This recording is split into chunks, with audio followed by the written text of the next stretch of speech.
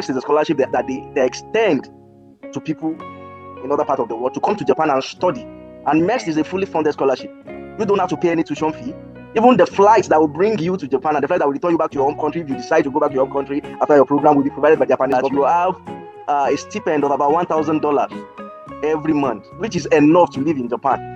And another beautiful thing about Japan is, as a student, you are given 28 hours of extra work. And it doesn't mean, unlike US, where they expect you to do extra work within the university. In Japan, you can step out of the university to use that 28 hours. And if you bring your dependent, maybe you have a wife or a husband, you bring such a person in, he can also work 28 hours.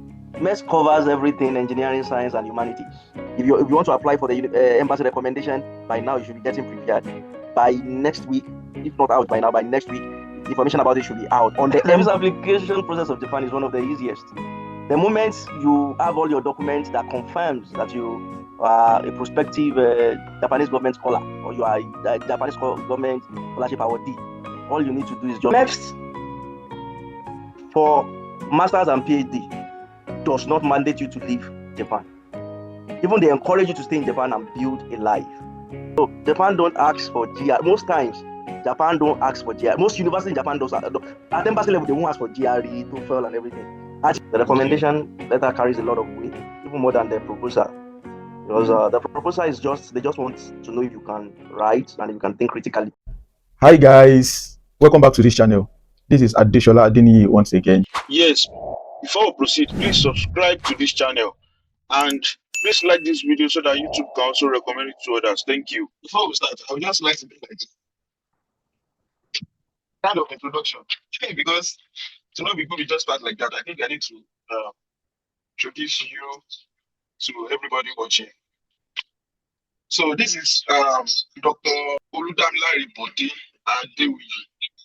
Well, before I talk about the relationship I have with him, I think let me just introduce him properly. Dr. Bode Adewiyi was born in Ogbomoso, born and bred in Ogbomoso. So just like myself. For his secondary school, he attended Ogbomoso Baptist High School, and then he moved to Ayegu Baptist Church College for his secondary school certificate examination. Yeah, so he graduated as one of the top students.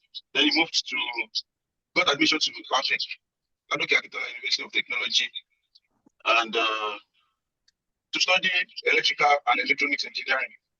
And at the end of the day, he graduated with first class and as a best student of his department. Then after his bachelor's degree in technology, he went for his NYC, like National Youth Service Corps for graduates. After you graduated from university or the polytechnic in Nigeria, you'll be required to do the 1 year military service in Nigeria. So he did his NYC in Jos State. Then after that, he proceeded for his MSc, Masters in Bafemi Awolowo University, Ile-Ife, Osun State, Nigeria. So he specialized in power system options. And then 2 years later, he graduated as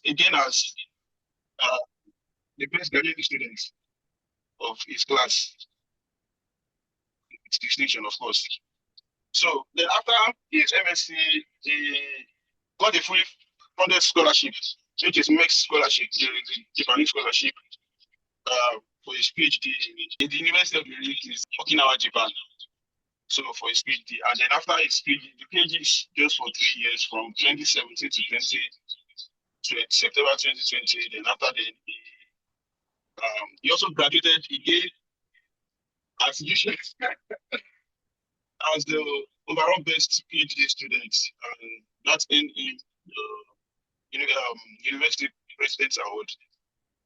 So, and then because of Dr. Adewiyi's passion to impart knowledge and give back to his society, especially from where he's coming from, he came back to Nigeria briefly to lecture. He got the opportunity to lecture at the First Technical University, now Abiola Jimobi Technical University, Oyo State, Nigeria. Started as lecturer one, and while he was doing that, diligently got the opportunity for his postdoc in postdoctoral research. That's the name of postdoc in University of Cape Town, South Africa, January 2022. So he graduated for his PhD in 2020, and then he went for his postdoc in South Africa, January 2022. And then after that, after 11 months, then he got another opportunity to for another postdoctoral research in Japan again. So he had to travel back to Japan again. It's in the University of Stukuga. Stukuga University. So, and then he recently completed the contract in 2024, and then now he's in the US with his family. Okay, let me just say, with his dear wife and his handsome son. Peace. So, Dr. Ayewi is an accomplished researcher and a seasoned academician, teaching professional, especially in power systems engineering, renewable energy, and grid integration studies. And now he has more than 10 years experience, in conducting qualitative and quantitative interdisciplinary research. So Dr. Ayewi has published more than 50 publications, if I'm right, in highly esteemed journals. Yes. So, and he has collaborated with a lot of giants, with a lot of industrial experts in his field and even outside his field. So, and because of this, he has a lot of experience. He has like a bank of experience, and through that, he has inspired people like myself, some other colleagues too. They are trying to be in that same line and all of that. So, yeah, so he has trained quite a number of students, and he's still doing that up till now. So currently he's assistant lab manager in Advanced Grid Innovation Laboratory for Energy in Albany, New York, United States of America. So this is just my little introduction. And personally, let me talk about my relationship with him. Dr. Adewoye is somebody that I look up to so much, and he has contributed so much to my life personally. And even if I'm reflecting on my academic journey, but there's no way my academic journey will be complete without his impact in my life. Let me just say, he categorically helped me, my application process for MEXT scholarship. I'm currently studying in Japan, with University, Shiga in Japan. So when I was applying, he took a big role in the application process, and thank God it was successful. So in the light of that, he's going to share to us how watching us can equally access the scholarship opportunities and all of that. So, but before we go into that, I'm just going to give him like some minutes to just say a few things to us before we start. So thank you, Adeshola, and thanks for the citation. You have real out the whole of my life over the past 15 years, and I can only give God the glory. Like as you are reading it out, I felt emotional because most of the time I don't think I deserve everything, but I thank God for His grace and mercy. So, and I thank God for the opportunity that brought me to take you, and that's how we met. Though our parent house are so close by, but we never met until I had the chance to come to take you. And you, Jacob, and Simeon are the first students I met on campus the day I came around, even before I became a staff, a proper, as in a full time staff there. So it's been amazing. It's been amazing knowing you, and I love the passion and the vision you have for yourself. It's easier to guide and provide insightful instruction or insightful advice for someone that also have a vision. So Sure. it's just like just putting seasoning to a food that is already prepared, if I can put it that way.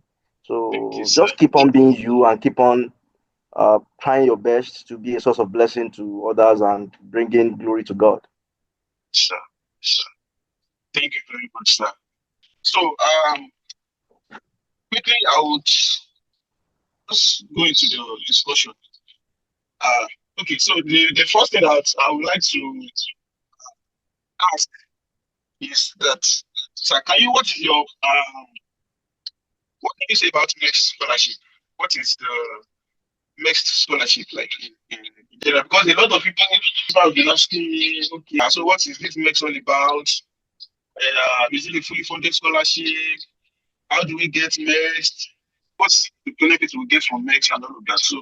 So please, can you help us shed more light on that, sir? Okay, let me start from the word MEXT. Um, MEXT. MEXT, the word MEXT is an, I don't know, I heard recently that acronym and abbreviation are two different things. So I don't know whether it's an yes. acronym or an abbreviation, but what MEXT means is Ministry of Education, Science, Culture, and Technology. So they fuse it together and call it MEXT. So that's the Japanese government arm. That's the Japanese government ministry that is in charge of education, science, sport, and technology. So MEXT is one of the Japan as a country has quite a number of scholarships. There is scholarship they call that is being sponsored by JICA, Japan International Cooperation Agency or something. Operation agency. Yeah, that one is mostly usually for the professional. But next is the one that is for students that are aspiring to probably study up to PhD level and become an academic. If I can, that's the best way to explain it. It may not be accurate, totally accurate, but that's the best way because the JICA scholarship is more of people that are professionals in their field that come over to learn in Japan. So, but MEXT is for everybody.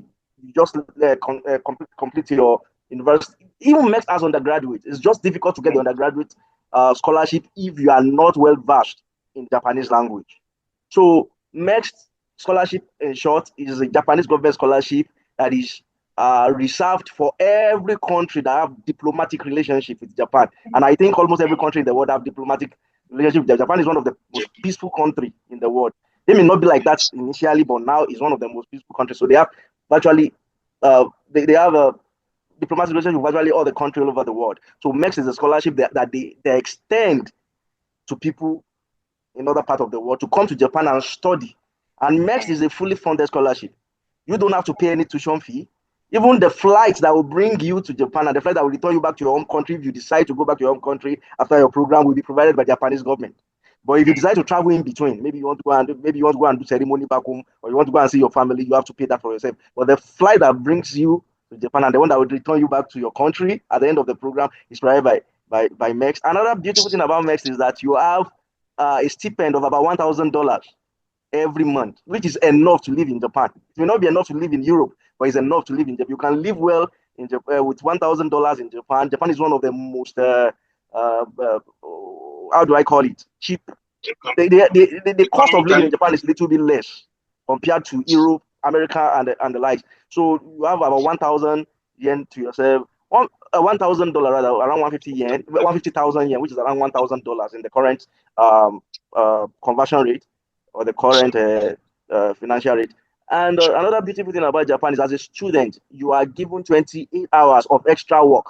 And it doesn't mean, unlike in US, where they expect you to do extra work within the university. In Japan, you can step out of the university to use that 28 hours. And if you bring your dependent, maybe you have a wife or a husband, you bring such a person in, he can also work 28 hours. So Japan scholarship is a robust scholarship, which is financially, in terms of finance, is okay, and in terms of the quality of studying, definitely Japan has it. Is a land of technology. Thank you very much, sir. Thank you for that introduction. I'm very sure some people, yeah, you already cleared the doubts in the mind of some people now.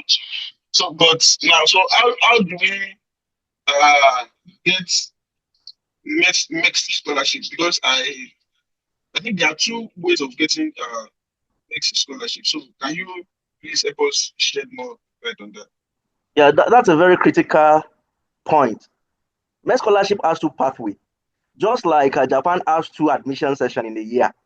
They have an admission session for October, which is usually for international, and admission session for April, which can also be for international. But that April is more for Japanese. Japanese. Yeah. So the same thing with the MEXT pathways. The first one is the one we call the embassy recommendation. The embassy recommendation, that's the one I accessed in 2016 that took me to Japan for my PhD.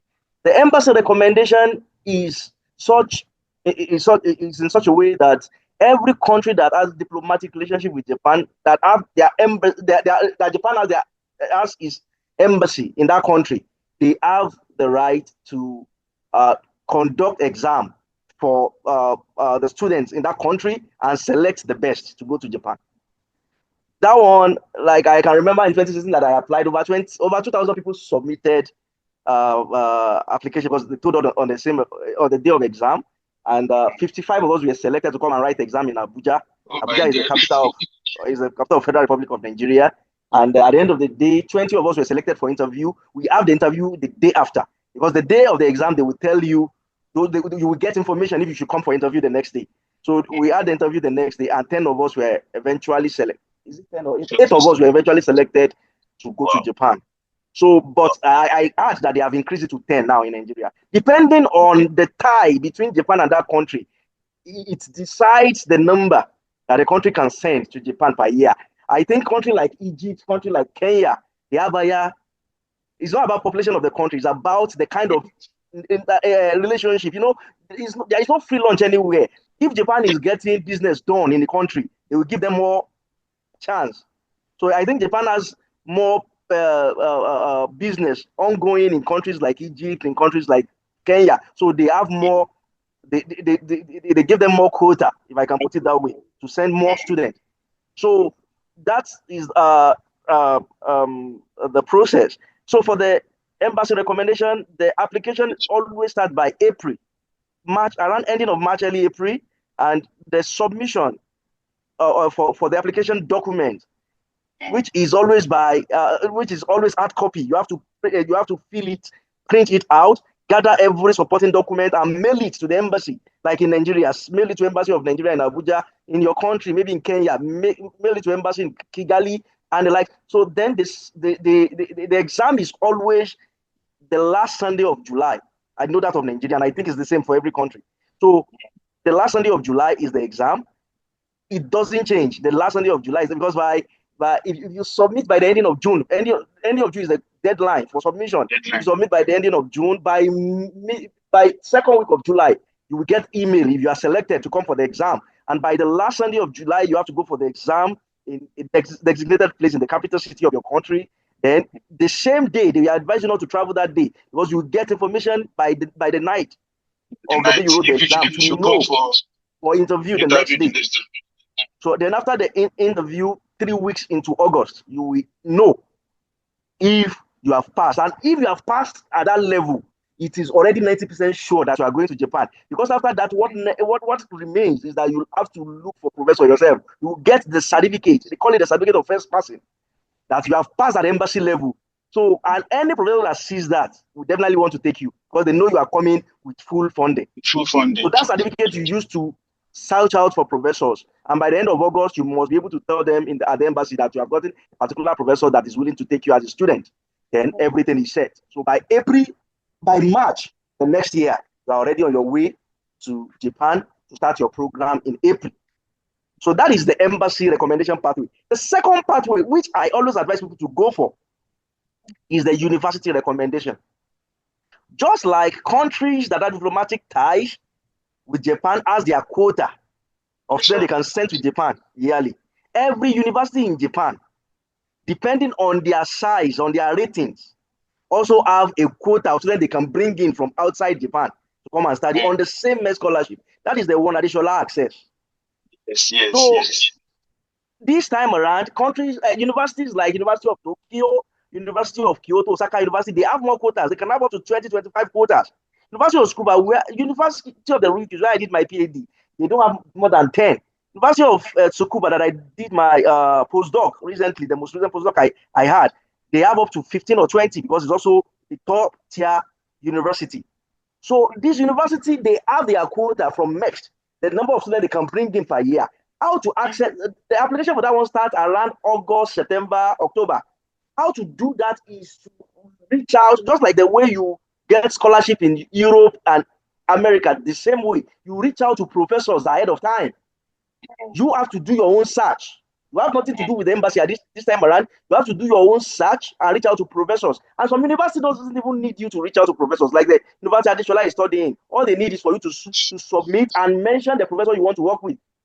Yes. So, but some university, like University of Tsukuba, they expect you to have an agreement with a professor that is going to take you in as a student, is going to supervise you. And once you are able to do that, every form and everything will be between you and the professor.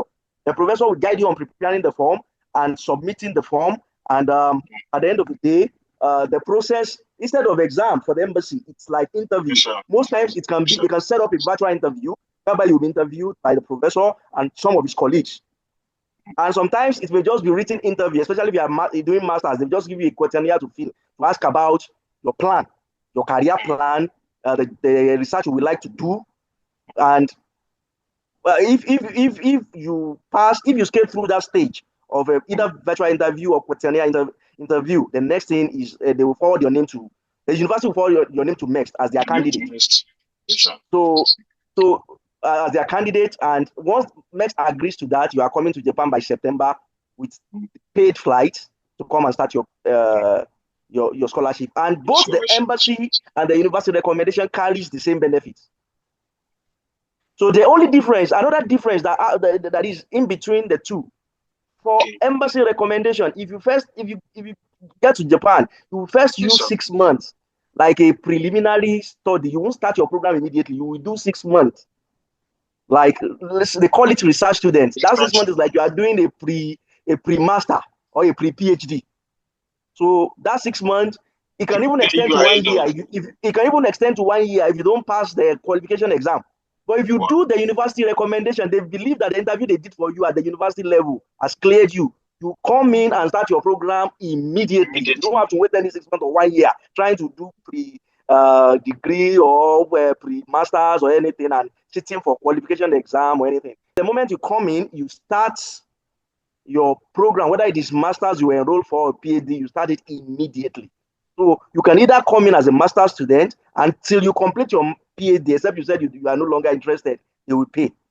And you may come in, like in my case, I came in as a PhD student. I did 1 year of research studentship.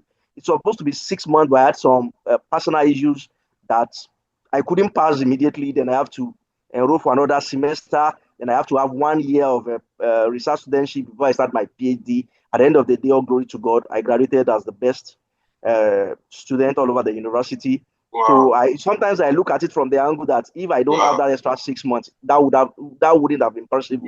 So in every delay, there is always something God is teaching us.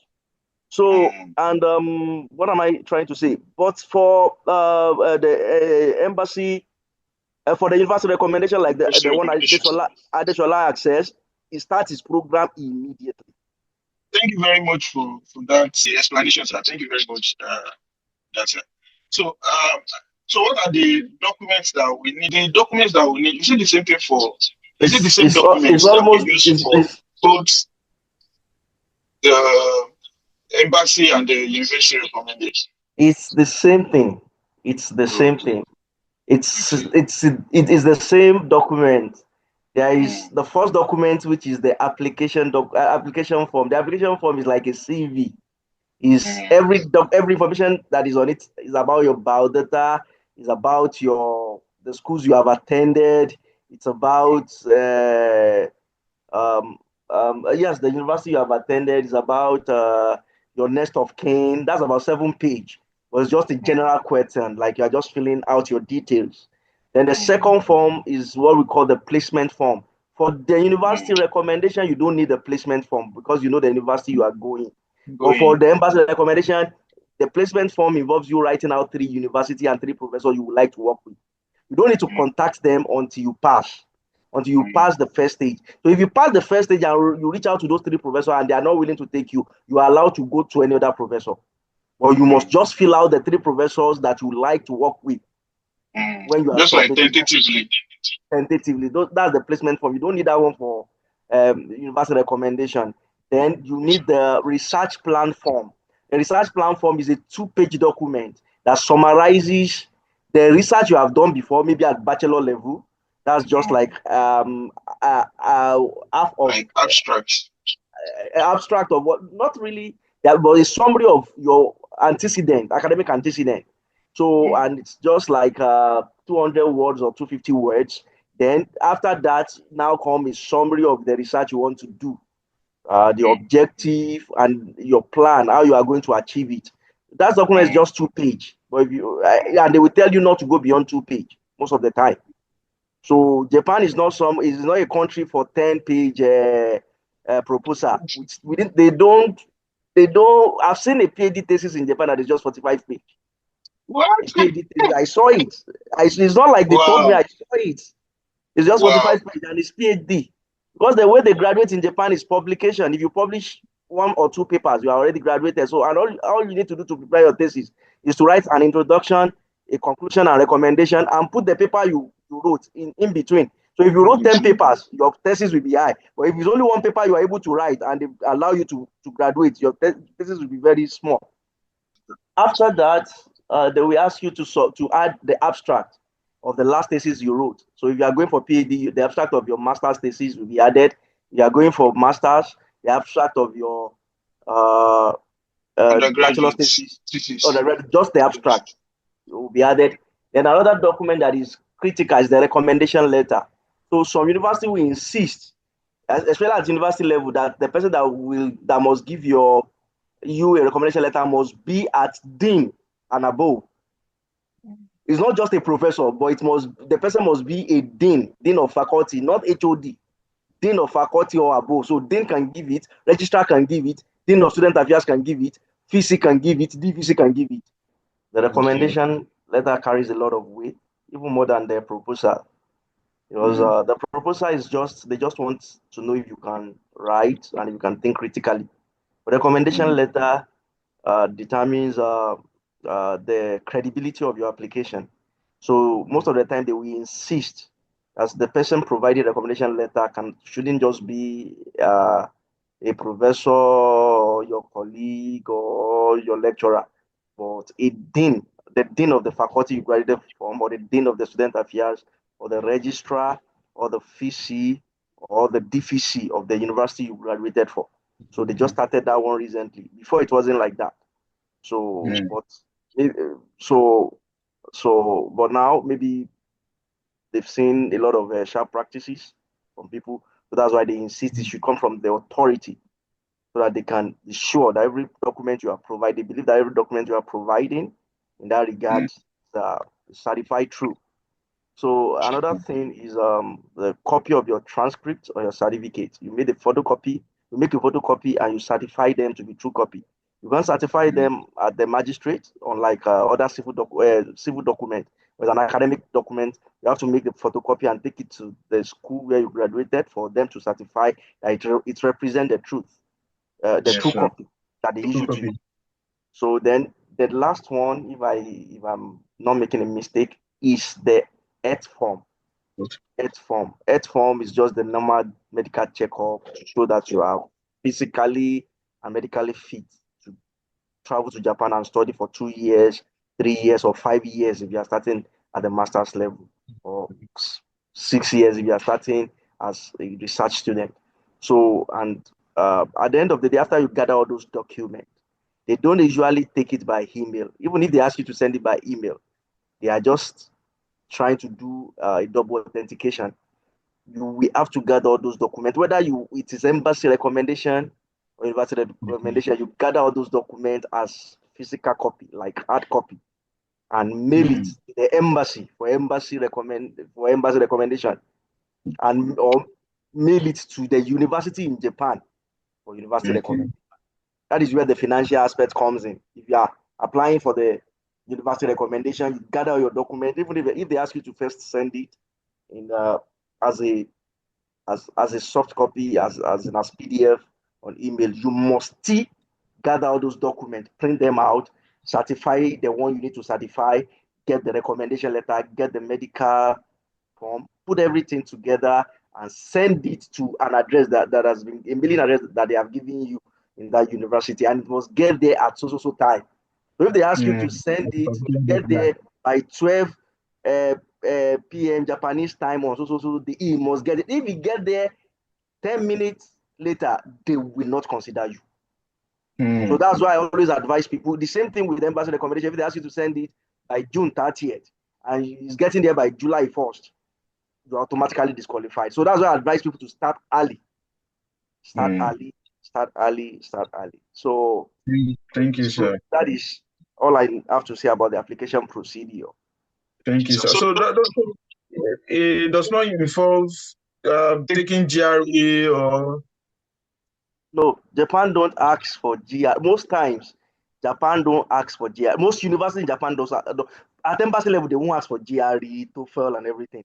At university level, 90% of university will not ask for it. The reason why I don't want to be 100% sure is because I have a lady that is studying in Ibaraki. No, not in Ibaraki. Ibaraki is in Tsukuba. What's the name of this place? The university is in Hokkaido. The university is the University of Agriculture and Veterinary and something. So someone connected me to her when she was trying to submit her form. So I helped her with some process to get it done. But among the process, she has to provide a particular, is it TOEFL or IELTS score? So, but it's not. Yes, it's surprising. It's surprising. I've forgotten the name of that. Wow. I'm trying to remember the name of that university. So they asked for but I think the reason they asked is that one is not MEXT. It's the university itself, and it's not like the university is getting the money from MEXT. I remember now. It's not directly MEXT. It's the university. The university has a fund on a particular project, and they want to recruit her as a PhD student working on that project. So they were asking for IELTS to, maybe there is a lot of application, they use IELTS to streamline and to be an extra condition to choose the best. So, but generally, scholarship in Japan doesn't need TOEFL, GRE, IELTS. No, they don't care about that. They know that if you are coming for a country that speaks English, you are good. Even if you are coming from a country that doesn't speak English, at least people from Senegal, people from Cote d'Ivoire came in. None of them submitted IELTS. Exactly. Thank you very much. So if you are still watching this video till this point and you have not yet subscribed or liked this video, you are wrong. Please do that now. Thank you. Okay, when you were talking the other time, you mentioned that you can use like 2 years, 3 years or something. So does that mean like after masters, you can, for example, somebody coming in for masters, and the person can you extend to PhD or the scholarship does not allow that? I would say it is automatic and it is not automatic. It is automatic in the sense that there is provision that the moment you come to Japan, till the end of your PhD, Japanese government will take care of your studies and paying your stipend. But you must do well in your masters before you can proceed.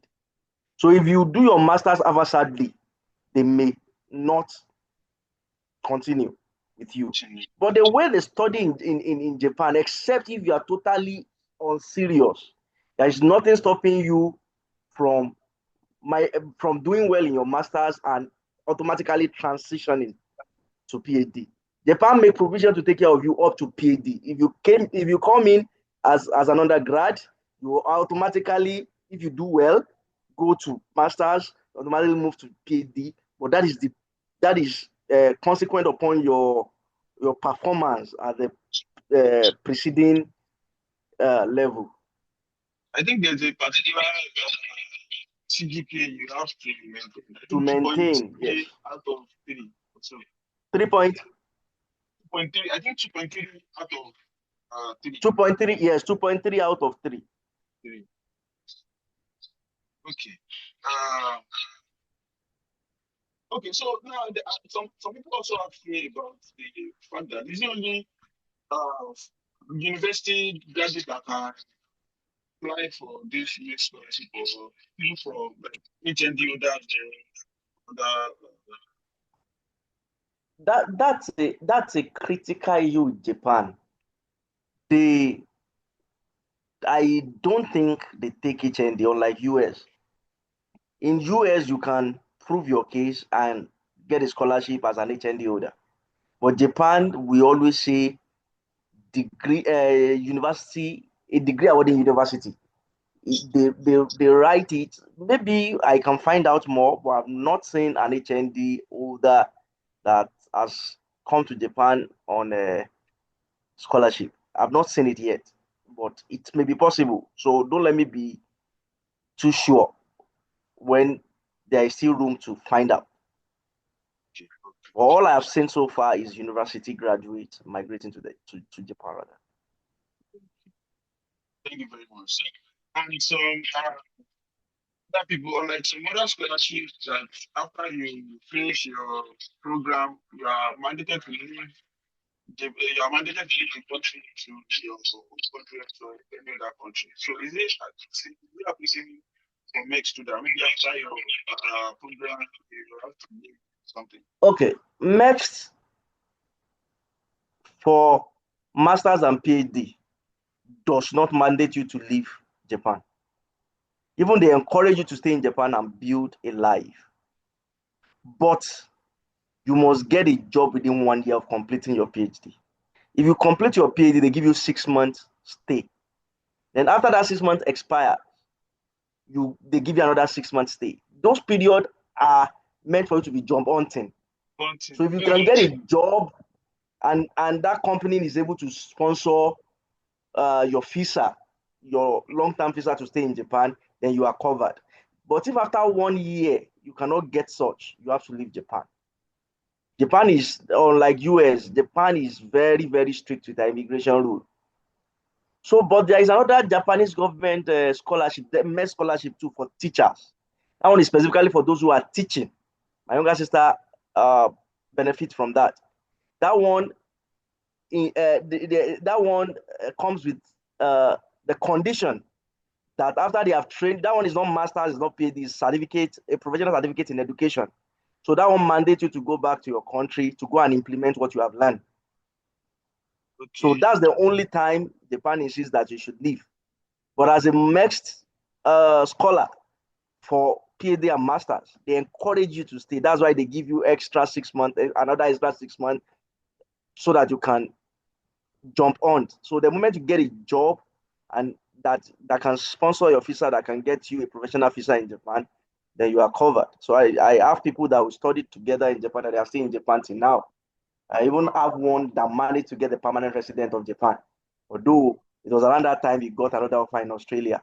So he's in Australia now. You know that one now, my friend, my best friend from Kenya, Mark. Yes. That's amazing.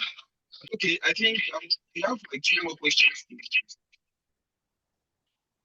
So is it only for first class student or second class student?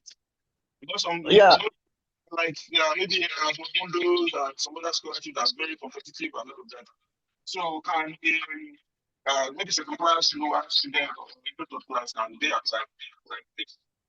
Unfortunately, MEXT is also competitive. Or let me say, MEXT, not unfortunately, MEXT is also competitive. It may not be as popular as Erasmus, Mundus, and all those fellowship in US and in UK, but it's also competitive.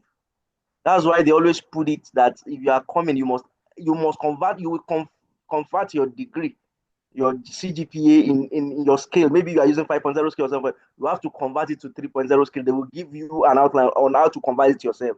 If you don't score more than 2.3 and above, over 3, which is the JASO scale. JASO means Japan. JASO is like Japan academic quality control unit, if I can put it that way. Like you want to go to South Africa now, they have something they call SAQA. You must your SACWA must evaluate your degree, and they must be sure that it is at par with what they have in South Africa. So JASO does that for Japan. So you have to convert your degree on any scale, your CGP on any scale you are coming with, to 3.0. So you must have 2.3 and above before you are qualified. So 2.3 and above is like 2.1 and above. Strong 2.1 and above. Wow. So can is it just only for engineering or science related courses or something? MEXT covers everything: engineering, science, and humanities. Everything engineering, science, and humanity. MEXT cover it. Yeah, it may have more provision for science and engineering, but it covers humanities too. If you have a good case, you can come to Japan and do international relation. You can come to although at that level, it's only few university that has a English program for those. Almost all the university have English program from engineering and science. Sciences. Engineering and sciences. Thank you for that correction. Thank you very much, sir. Okay, lastly, let me ask this lastly. Okay, how is it like to get the visa, like the visa application process? No, How the is it like? the visa application process of Japan is one of the easiest. The moment you have all your documents that confirms that you are a prospective Japanese government scholar, or you are a Japanese government scholarship awardee, all you need to do is just to go with all those documents to Abuja, and within a week or two, your visa is out. So there is no complication, there is nobody interviewing you, asking you question, what are you going to do? All they want to see is those evidences that you have been awarded a scholarship by the Japanese government. So they call it award certificates, isn't it?